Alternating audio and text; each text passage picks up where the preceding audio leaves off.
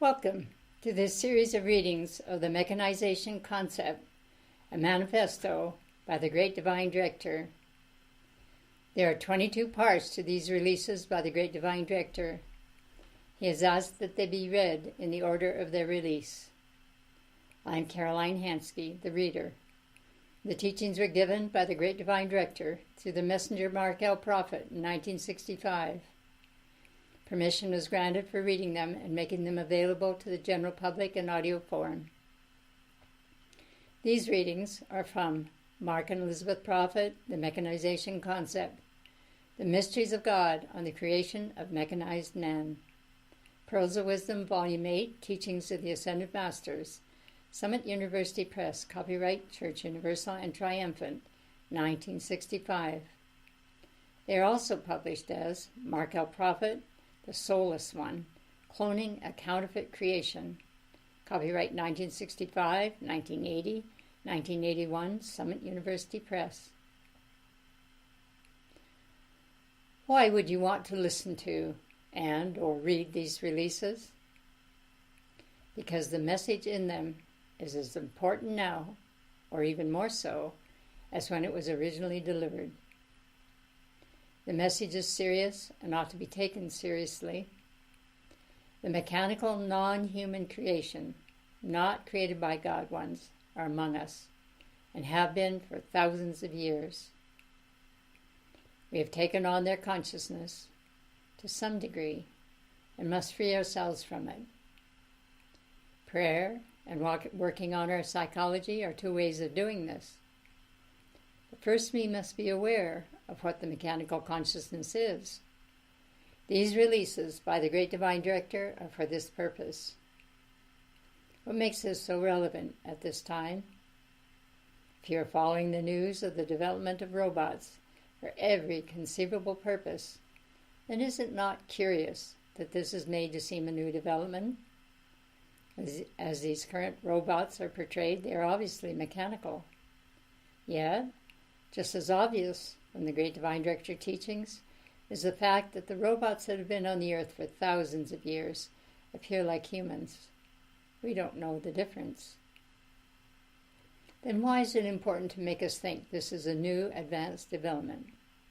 Something to ponder. The Great Divine Director is a cosmic being with many offices in the spiritual hierarchy. For example, he is a member of the Karmic Board in which he represents the first ray of God power. He is known as the Great Divine Director because he has merged his consciousness with the cosmic cycles of God's divine plan for untold universes of light.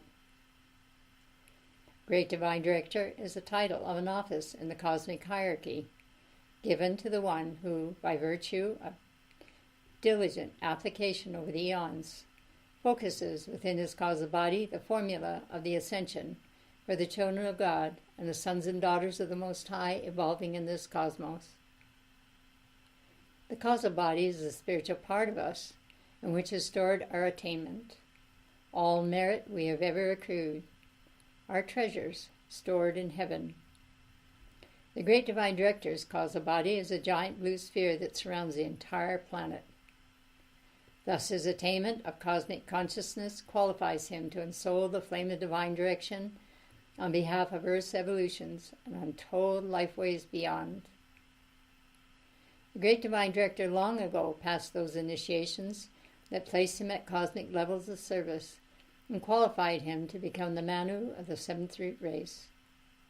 A Manu embodies the archetype for an entire life wave of souls who will incarnate on Earth at a certain period, including the divine image and likeness out of which they are made and the pattern of their destiny. The seventh root race is destined to embody first in South America under the Great Divine Director, and so he presides spiritually over the continent of South America. He is then the lawgiver and sponsor of the seventh root race, the one who holds the blueprint for the entire race of the souls who begin their embodiment in the age of Aquarius that is now dawning. Godfrey Ray King, author of the book, The Magic Presence, describes the Great Divine Director in it. This majestic being stood fully 6 feet 4 inches in height, with wavy hair that fell to his shoulders and looked like sunshine on gold. His robes glittered with points of light like jewels that flashed continually with the tremendous radiance of the power held under his control and obedient to his conscious direction.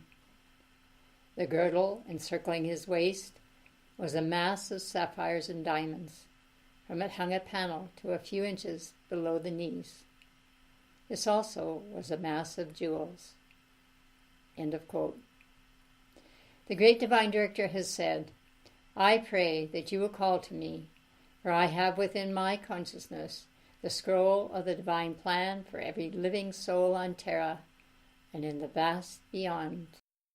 The Mechanization Concept, a manifesto by the great divine director, Part F, Frequency. To all who have the will to be, I give the method and the means to overcome the frequency of human habit by acceptance of your divine right to express the perfection of paradise and the vision of beauty. Precious ones, you cannot give power to evil and reap good thereby. Dominion is established by acceptance of your divine right to express the perfection of paradise in your world. Complacency has brought about a weakening of mankind's will to do good, and the blind mechanical acceptance of whatever life seems to throw at them. The self-imposed yokes and tyrannies which have been accepted by you since early childhood from the mass mind, almost as a hypnotic effect, must be broken by the establishment of patterns of divine grace. It is not wrong to establish, if necessary, a ritual of spiritual patterns, providing that once these patterns become established, there is a continual striving on the part of the students of Ascended Master Law for an infusion of a sense of divine grace into each repetitious action. Certainly it is wise to repeat virtuous acts again and again, and it is also well to take delight in doing so. For this feeling of delight which floods the mind and spirit is also conducive to enlarging the flow of cosmic energy into the world of the Chila. In almost every matter which the mind of man examines, there seems to be both thesis and antithesis.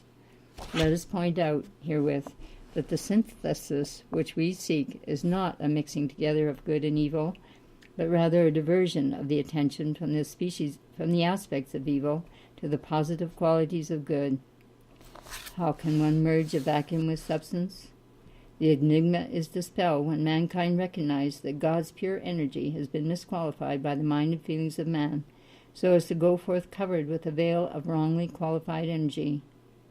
The core, then, of all evil manifestation is actually good, so that while it is true that wolves do go forth in sheep's clothing, it is also true that the sheep's form and energy are the vitality and life of the wolf-like manifestations of evil. By reason of differences in education, environment, and experience, both religious and secular, some find it easier than others to understand the manifestation of that which is called evil. Many modern metaphysical schools have denied the existence of evil altogether, as all should deny its power, but they have not always made clear to their thinking chelas as to how human viciousness continues to exist and feed on the life energies of each succeeding generation. Be it so that the children of this world are wiser in their own generation than the children of light. The hierarchy have now determined to bring about a change in the status quo, so that the children of light may become wholly illumined in the divine arts and the ability of counteracting that so-called veil of energy which plagues the earth to the present hour. We shall not thoroughly go into this subject of evil at this time, other than to mention a few references which may promote better understanding of our subject. Precious ones, mankind do almost mechanically accept the fads, styles, and trends fostered upon them by those who are able to manipulate the social structure of the planetary body to their own ends. I am certain that many among mankind do recognize that the seeds of disobedience, rebellion, distrust, suspicion, and crimes against both state and person, as well as those against the Godhead, are well implanted within the consciousness of mankind. The trends of life to the present hour, whether plebeian or aristocratic, earthly or ethereal, are the result of a combination of internal momentums and external modes which appear on the screen of life to the eye of mankind as a molding factor to create their habit patterns. It is most unfortunate that mankind's limited senses do not give them access to the archives of heaven, wherein they would, by comparison, perceive the divine plan as so radiantly lovely, they would immediately be in the process of discarding the old, outworn human habits. It is for want of vision, then, that the people perish, and I must admit that even those who have been students of spiritual mysteries for quite some time frequently become victims, at least temporarily, of a stultifying and smothering sense of oppression which stems from the continual appearance in their world and around them of old, uncomfortable habits. To accept these conditions and give them powers to remain in bondage, to determine to be the victor, is half the battle. The other half is the uphill climb to the apex of attainment, where the new cosmic sense, replacing old momentums, can then take over and establish the kingdom of God with a momentum which will counterbalance mankind's degrading downward pull. I hope that none of you feel that I have gone far afield or become too rambling in my discussion of our subject matter, but I assure you there is a great need at the present hour to explore many of the byways relating to this subject, and so I have touched upon some of them in order to provide assistance in greater measure to the many blessed ones who receive our words.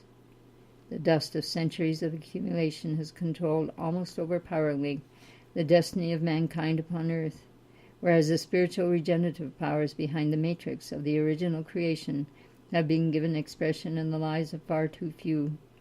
It seems quite certain that there is a strong possibility that as we continue this series some surprises may occur which we may term of cosmic import. But I wish to point out carefully that it is only by readiness of mind and heart that men are able to move forward in the light to the place where they can utilize to the fullest extent the divine teaching. Our reason, of course, for maintaining contact with the student body is primarily because of the great hunger of the people of earth for spiritual manna. The marts and stalls of the world are filled with what could well be termed mere fodder, treated at times with a palliative, and then again with sweet-tasting, soothing syrup, sadly lacking in the regenerative power of the flame of freedom, which shall release within the soul of man the power of that truth which makes men free. Quite naturally, many of the simplest divine ideas remain incomprehensible to many who seek to penetrate the mysteries of God. Certainly it is that this is not the divine will, but it is the result rather than the cause of mankind's problems. I recall that many years ago a very talented sculptor who lived near the Aegean Sea was given a vision of tremendous beauty from octaves of light. Day after day he worked within the confines of a small grove of trees to externalize this beauty with hammer and chisel and marble. Many of the populace came to behold his work of art and marveled as they saw the unearthly beauty coming forth from his labors. All went well, and his admirers were legion, until word passed to the artisans of his own craft, who ought to have rejoiced in the techniques which he employed. These mingled one by one with the multitudes, and did later concert together as to how they might slay him.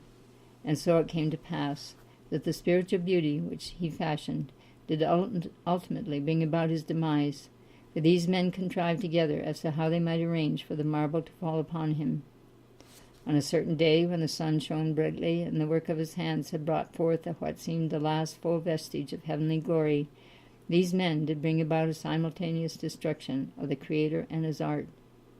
A pile of broken rubble remained as his soul took flight to the realms of beauty, which had given him insight, while theirs descended to the monstrous crime of murder. The devices of civilization have continued to suppress, almost mechanically, each new achievement, and they have scorned the hand of progress. Yet outer progress has been made in the sciences and arts. The tools of spiritual striving must be extolled, and the inner loveliness of realms of light must be continuously made known to mankind. There is no higher art than the discovery of the Creator's infinite loveliness implanted within the soul of every man, and expressing his goodwill, kindness, and understanding. The ties of earthly friendship, with their sympathetic attachments, have often degraded mankind by pulling individuals downward into the jaws of men's mechanical vices as well as their supposed virtues.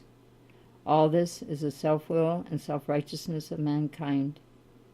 The power of divine grace, however, transcends all human conditions, and is the compassion of God which reaches through the soul of each aspirant and lifts all to the place where victory takes wing and the head of every man becomes the Christ-illumined intelligence that speaks, whether in whispers subtle but true, or in thundering tones of divine justice, which assert the cadences of freedom and the eternal march of progress for each individual.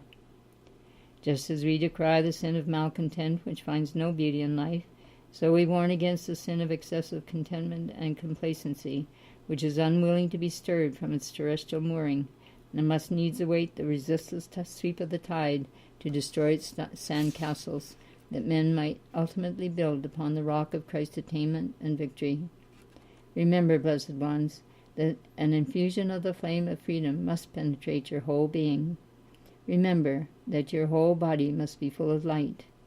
Remember that your vision must be single, that your purpose must be clear, that the altar of God must remain undefiled.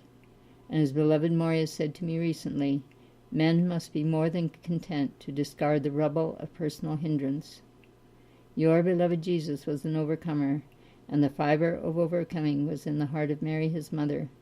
Joseph taught him the way of the wise master builder, and his own life temple will cover the earth.